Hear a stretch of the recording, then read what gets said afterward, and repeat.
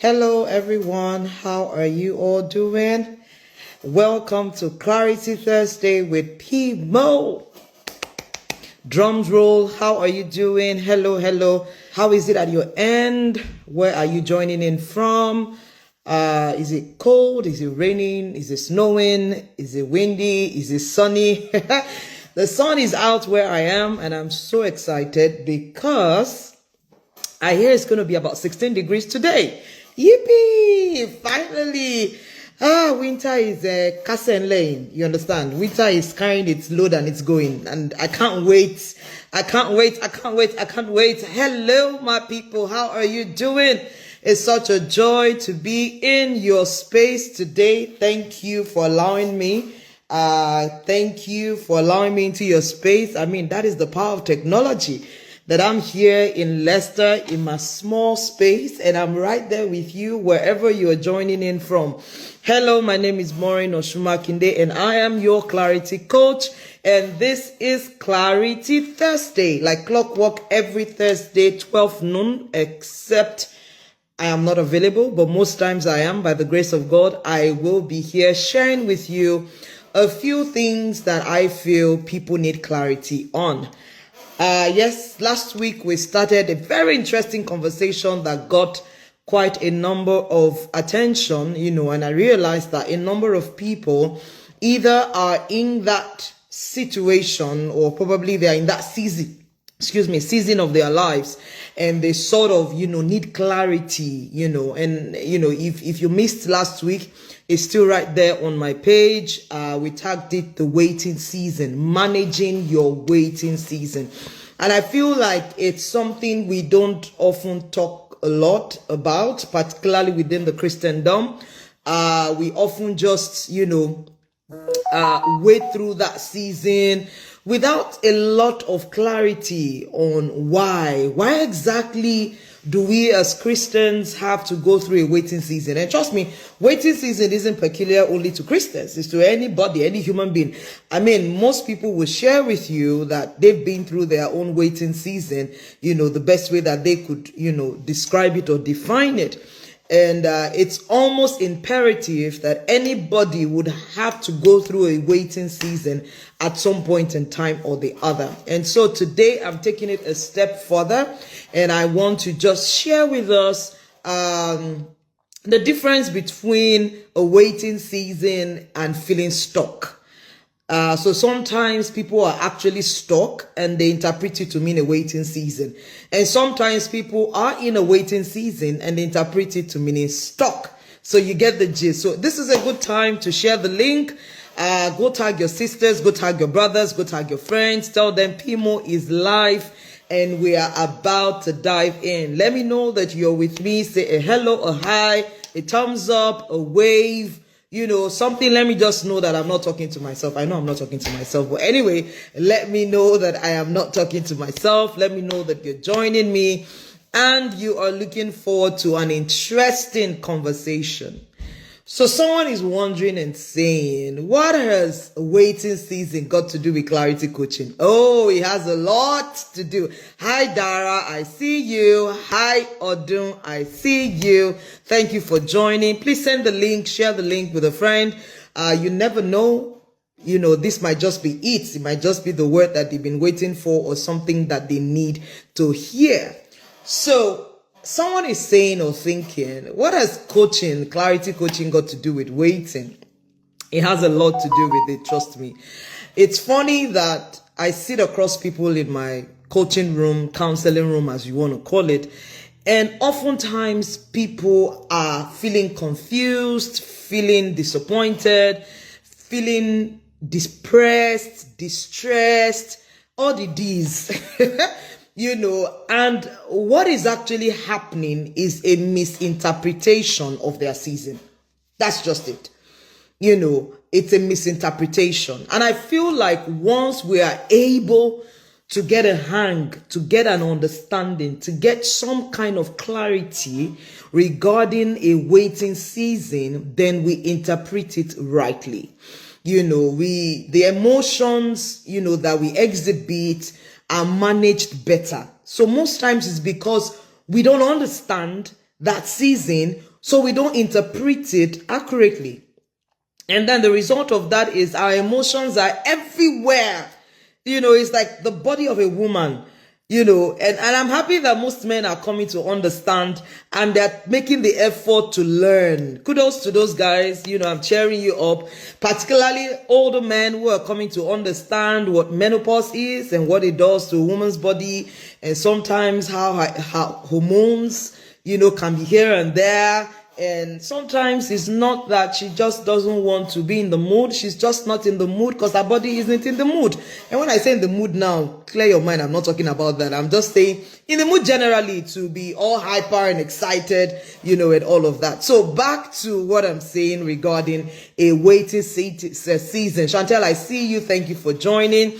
I'm going to be sharing with us, I think, about 7 key points, signs that God may be working during a waiting season, that a waiting season should not be wasted. I often say that, it's important that we do not waste our pain. We don't waste any season. In fact, let me say this. There is no season that is not relevant to the bigger picture. There is none. Let me throw that out there. There is no season. There is no season. I mean, you talk about the children of Israel who were in the wilderness, a journey of 40 days, took 40 years. Why? And that could have been interpreted as a waiting season for them. Because here was a promise God had given, and between that promise being fulfilled was a 40-year period of being in the wilderness. And so how they interpret that season is very, very important. One of my favorite characters in the Bible, Joseph, also went through a waiting season of almost 13 years. I mean, David went through a waiting season of a number of years before he finally came into that, all of that. And I think I shared this last week, and I just want to reiterate it to kind of enforce, to kind of push that narrative, is understanding that even in creation, there is an in-between season that can be interpreted as a waiting season. Yeah. So take, for example, between 2 days is a night. And that night can be interpreted as a waiting season because you have no idea what is going to happen the next day. So you wait it out. Like you've experienced today, and then the night season comes, and then here you are, boom. So imagine that night season between 12 midnight and possibly 6 a.m. Here you are, just anxious and like, oh. No, it's not going to miraculously disappear. It was built in for there to be a night season, a waiting season between 2 days. That's how God designed it. I mean, God could have created maybe 10 days and then a night season. I mean, have you ever thought about that? We had 10 days. Okay, so let's look at 7 days, right? He did 6 days of creation. Now imagine those 6 days were just 6 long days. And then there was no night. And then after the 6th day, there's the night. I mean, I can imagine how many hours is that? That's like 24 hours times 6. Come on. But God in his wisdom knows that after you've done 24 hours, after you've done, no, not 24 hours, I beg your pardon. After you've done relatively about 12 hours, or would I say, so the night season is between 12 and maybe 6 a.m. So when you've done about 18 hours, and then God says, now you need to rest. And that's where they tell you need an average of 78 hours of rest. So waiting season oftentimes is not against you, it's for you. Even our Lord Jesus had to wait. At age 12, the guy was ready. Like he was saying, come on, let's go about the Father's business. And God was like, hold up, Jesus. You need to take a rest. You need to go to a waiting season. You need to go through a waiting season. Because oftentimes the waiting season is when God builds you. It's when God fortifies you. It's when he prepares you for where he's taking you. So a waiting season is not meant to be a wasted season. Clock it. I love that. A waiting season is not a wasted season. It's actually a building season. I said a lot about this last week. So let's go right into what I have for today. I said 7 signs that, understanding that you are not stuck, but it is actually a waiting season. The first is you are experiencing inner growth even without outer result. I know that we have found ourselves in a world where we judge results based on performance. We judge success based on what we can see. I mean, that's the world we found ourselves in. The metrics will show that the more following you have, the more likes you have, then you're successful, then you're influencing. But sometimes it's not always, in fact, most of the time, it's not always like that. When you plant a seed, the greatest and the most important season of that seed bearing fruit is when it's under the ground. Come on now, I feel like preaching. Is when the seed is under the ground. When, it's not seen, it's not known. Sometimes people even walk over that ground like nothing was planted. But trust me, what would ensure that that seed becomes a tree happens. If it doesn't happen under the ground, nothing is coming up. Nothing is coming up. There's no fruit that is going to come out of that. And so when we go through that season, a lot happens internally. And that is where the real juice is. That's where the big deal is. That internal growth. You'd notice greater patience than before. You notice character is being building. I mean, here were you before, you are this kind of person, apologies, you are this kind of person. You always like to bam, bam, bam, bam, bam. You like, there are people like that. They like everything calculated, everything planned out. They don't step out until they know, the 1, 2, 3, 4, 5 steps that they need to take. But sometimes you go through a waiting season and then you have to learn patience. You have to learn patience because patience is an attribute of a son. So you need to learn patience. You have increased emotional maturity. You are more understanding. You're more forbearing. I mean, you're more patient. You're not in a haste. You're not in a hurry. You don't jump into conclusions anymore. I mean, you learn emotional maturity. You learn to surrender control. Especially with situations that are beyond your control, that you cannot influence. Take, for example, waiting for a child.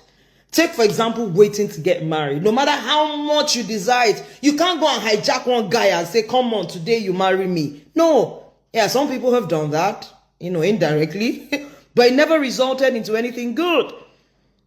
Because whoever you force to marry, you will force to stay. The person will be forced to stay. But it's so important you learn to surrender control. Those are the things that build internal growth, internal strength. It might not be visible outside. I mean, you might not get the accolades, but it's okay because it's first internal. God changes you from within first. See, when you see things that are just, they call it, they say when someone wears a jewelry that is not original, they call it panda, in Nigeria, they say it's like shine bobo. The thing is just like that, but that's how you know that it's not original, because it's just everywhere. But when you actually go through, internal building, internal restructuring, you glow. You glow, you find yourself, your character is growing, and you realize that truly God is working, because it is firstly your character before charisma. Did you get that? Clock it. I didn't just learn that word, don't worry. But it's firstly character before charisma. So the first thing I said is what? Experiencing inner growth, even though we don't see outer result. And don't be deceived. It's not every time that there is an outer result that's, the fact that you're making progress is equated to there being an outer result. It's not all the time. Sometimes you're doing a whole lot internally, and then in the days to come, it becomes obvious. Remember the the story Jesus gave about the house that was built on the rock. It says the builder dug deep and found the rock, and then he started building. People will tell you that when you want to build a skyscraper, you spend a lot of time digging down. You spend a lot of resource digging down. You know, when they're building, they usually cover. And so you see that this place is covered. I don't know if you've noticed it, for months. And you're like, what's going on here? Well, then all of a sudden you just see, bam, the building just starts going up. Yeah, the most work happened underground. So internal growth, inner strength, inner resilience, without outer result can be a sign that you're going through a waiting season, and that also confirms that you're not stuck. The second is that your desires are being refined. Hey, you know how and I don't know why I'm talking a lot about marriage and relationship, but permit me. You know how when you are young and you're like, he has to have this. I was still sharing with them last Thursday in church. You've got your list, and then you back it up and say, God says he will give you the desires of your heart. He must be tall, dark, and handsome. I don't know what yellow guys did some ladies, but anyway, tall, dark, and handsome. He must have some measure of money. He must do this. He must live in this particular area. He must be able to speak well. He must be intellectually sound. And then we list all these things. And then you're waiting on God. And then before you know it, that list that is like 30, you refine it to just one. Your will be done. I want what you want. God's will or nothing else. Everything packaged in God's will. At the end of the day, you have refined your desire to the ultimate thing that matters, which is the will of God. And so what it does to you is that your desires are refined. Sometimes in your waiting season, old goals will lose their urgency. I mean, I must get it at this time. I must marry. We say those things. We give God deadlines. If I do not marry at 25, like what will you do? You will shoot gun at God. You're going to do what to him? You are going to remove him from his throne. We give ultimatums, and sometimes, like the Bible says, he that sits in heaven laughs. Your goals lose their urgency because you're going through a season. You refine them. You refine your desires. You understand that you have new, deeper priorities. I mean, you are more focused, you are more strategic. You are not flippant and just anything anyhow. No. So that's what a waiting season does to you. You streamline, refine your desires. You check it, based on what really matters and not what is trending.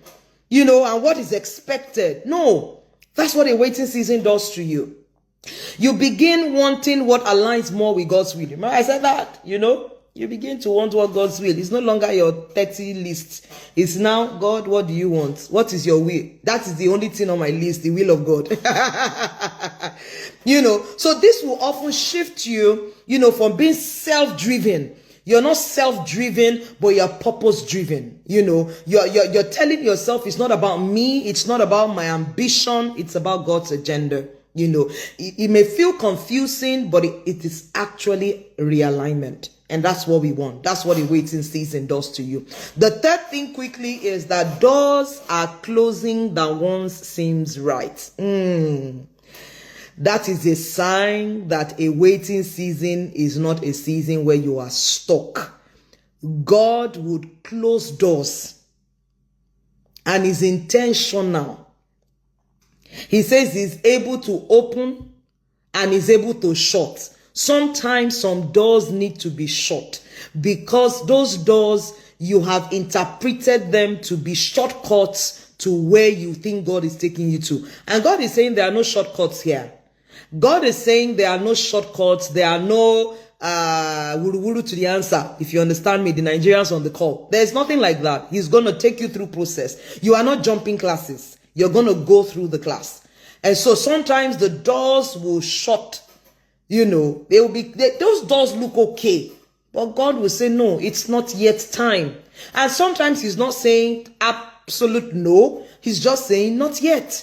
He's just saying not yet. So when those doors are shutting, even though in your heart you feel like, but this feels right, this feels okay, know that definitely God is working out something. You know, when you realize that despite all the effort you put into it, it's still not moving. You know, you find that even though you got a disappointment, you have peace of mind. Have you ever been there before? You applied for a job, you had desired it, but then they came back and said, no, you know, as they say in my UK language, unfortunately, rather than feeling disappointed, rather than feeling, you know, depressed, you actually have peace of mind. You know, you just tell yourself somewhere in your heart that this must be working out together for my good. This somehow must be working out together for my good, you know, and then later on you understand why. Because eventually you will understand why those doors were shut. A very good example for my favorite character once again, Joseph, where he told the butler, say, guy, when you get before the king, remember me. Like, remember me, oh, I did you good. It's time for you to pay me back. I mean, Joseph was like, I interpreted this dream and you were restored. The least you can do is to remember me. Hey, the guy forgot. And I'm sure in Joseph's mind, first month, second month, he'll be waiting that they will call him. Third month, 1 year, 2 years. And he's like, this guy forgot. I mean, think about it. How do you forget such? Someone interpreted your dream and it was accurate. And he made a request, a very simple request. Just mention me before the king. Mention me to Pharaoh. That's all. That's all I ask. And you forgot. You ought to know that that guy did not forget on his own accord. Something made him forget. And that was God shutting the door. At that time, because it wasn't yet time, the same guy 2 years later came back and said, okay, now I remember my wrongdoing. This guy actually interpreted this dream because at that time he became more relevant. If he had remembered him when he told him to, the king would have said, oh, you were wrongfully accused. Hey, sorry now. Come out and be released. Or the king might not even have taken the word of the butler. Like, come on, who are you, butler, to tell me that's because somebody interpreted your dream, I should release him from the prison? Do you know who put him in the prison? Have you ever thought about it? Potiphar put him in the prison. You are a butler. Oga, please pack well. Maybe that's even one of the reasons why the guy did not even say anything. Like, how am I going to explain to this guy, you know, I just got restored. The guy was protecting his head. Let me just be coming down here and be palming. I don't want stress at all. But God deliberately shut that door because it wasn't yet time. God often guides through closed doors as much as open doors. Sometimes he will say no, not because you shouldn't have it, but he's saying no because it's not yet time. The fourth thing is you feel drawn closer to God. So that season, your waiting season, you feel closer to God. But I want to plead with us that season also, let's not take advantage. Because I know that when people are in waiting season and they're believing God for something or they're expecting something, there's that natural tendency to feel like, oh, I need to pray more, I need to study more, I need to attend service more, I need to go for prayer meetings more, I need to attend this conference, I need to be more visible around God's vicinity. It's good. But where there'll be a problem is if we're only seeking to do those things because of what we want. Then God sees our heart. So the moment you get what you want, that means that we no longer see you in church. You now begin to have excuses. It's now a case of, no. So in as much as this season, you'd feel drawn closer to God, let it build a habit. Let it build a lifestyle. Let it not be a touch and go. Let's not use and dump God. Too many people do that. Your waiting season is your season of, you are giving your all to God. You are doing this. Before they call for this program in church, you are there. They need you to serve, you are there. And then you get what you want, or you come into that season of abundance, and then you're nowhere to be found. It should instill in you a greater dependence on God. It should build in you a stronger lifestyle. Yes, prayer lifestyle. Yes, it should build in you much more a deeper communion relationship with God that translates into a character, a God kind of person, and it's not a touch and go. I really needed to touch on that, and it's very important. God is using the waiting season to build relationship, not just deliver results. So it's not just about, oh, let me just get my result and then I'm gone. No, use that season as it's drawing you closer, as you are beginning to see the gaps in your relationship with God. Let it be something that will make you commit more to the things of God, but to a lasting, long-lasting, relationship, not just a touch and go. The fifth thing I want to say is you experience unexpected peace amidst uncertainty. I think I touched on that a bit. You just find this peace. They say peace when trouble blows. I mean, peace when that passes understanding. I mean, everybody is like feeling like you should be torn apart and broken in pieces, but here you are. You just have peace. You can't even explain why you are at peace. That is also a sign that a waiting season is God initiated.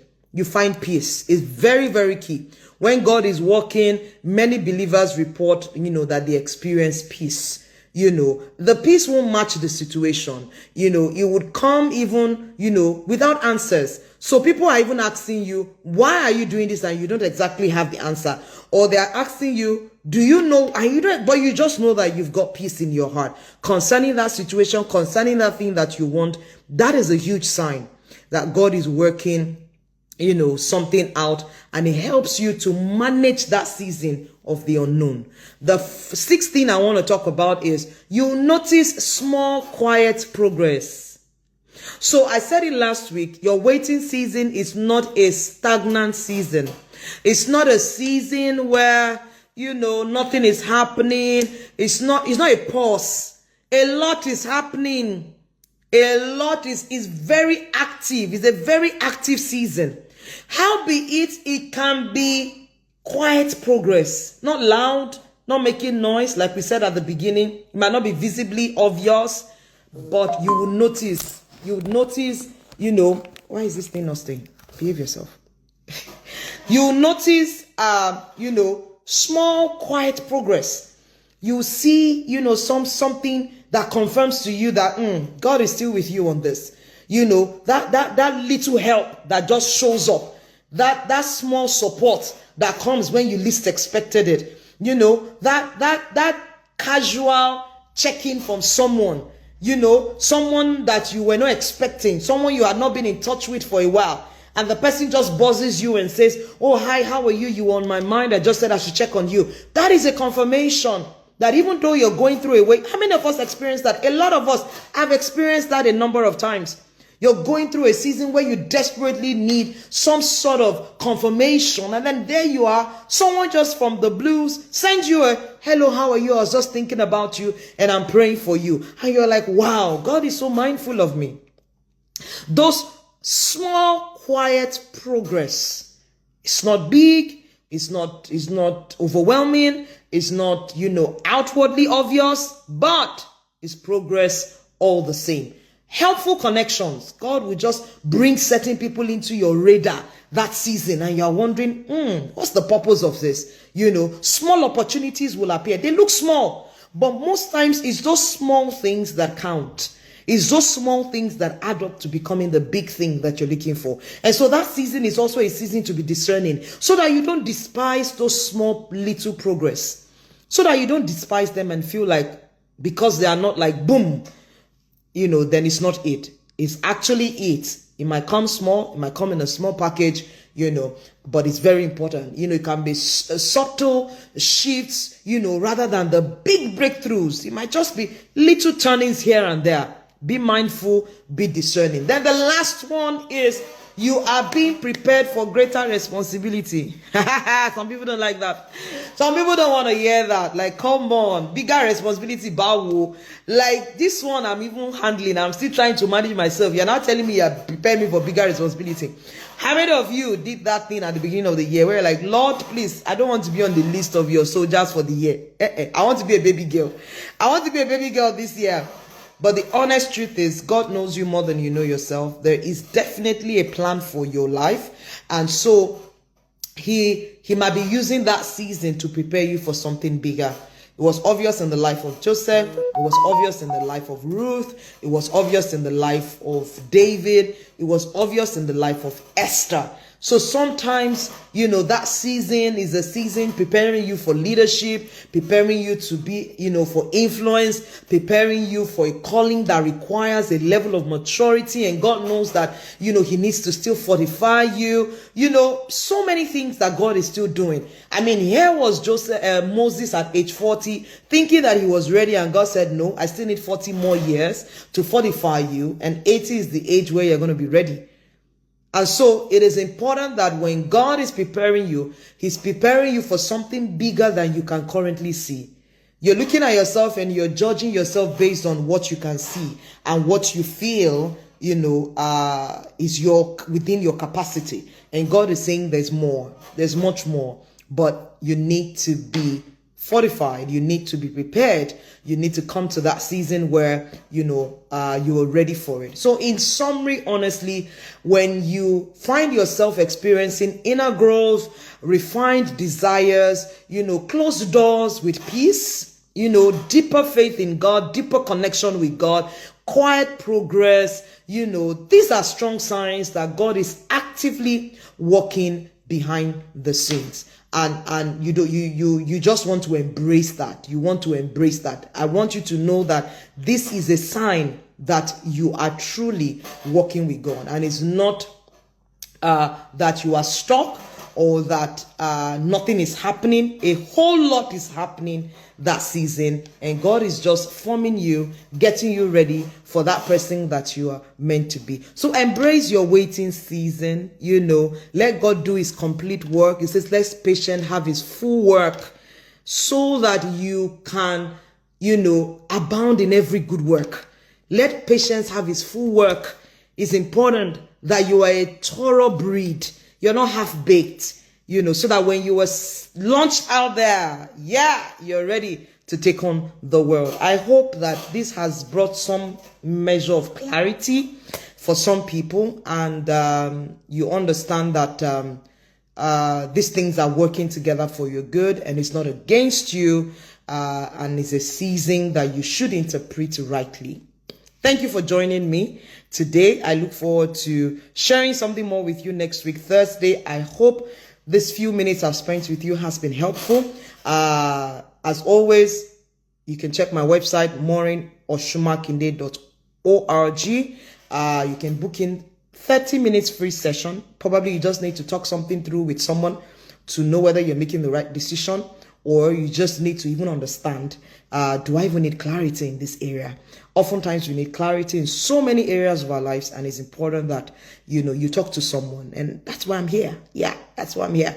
So get on my website. You can, book in a session via my calendar, and watch out for some group coaching sessions that would be coming up in this month of March and April, and I look forward to seeing you. Thank you for joining me. Enjoy the rest of your afternoon, and do not forget to enjoy your waiting season as you are becoming. Thank you, and God bless you.